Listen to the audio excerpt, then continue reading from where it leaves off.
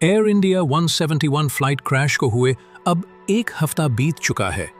Black box मिल चुका है और जांच एक नए मोड़ पर है।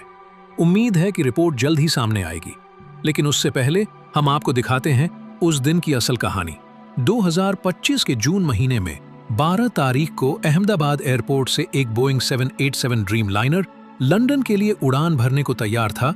ये विमान 11 साल पुराना था और इसे हल्के और मजबूत कंपोजिट मटेरियल से बनाया गया था, जो पुराने विमानों के मुकाबले 20% ज्यादा ईंधन बचाता है।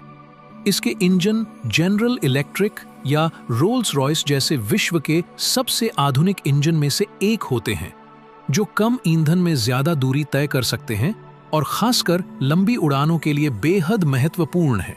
कॉकपिट में बैठे थे 2 अनुभवी पायलट। कप्तान के पास 8,200 घंटे और को पायलट के पास 1100 घंटे का उड़ान अनुभव था।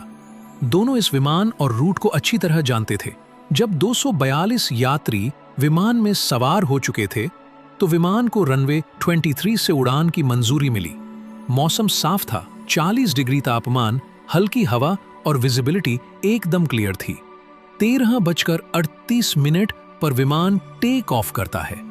कुछ ही सेकंड में जमीन से ऊपर उठता है, लेकिन तभी हालात बदलने लगते हैं। विमान ऊंचाई नहीं पकड़ पा रहा था। पायलट्स को कुछ गड़बड़ी का एहसास होता है और वो मेडे सिग्नल भेजते हैं, लेकिन इसके बाद एयर ट्रैफिक कंट्रोल से कोई जवाब नहीं आता।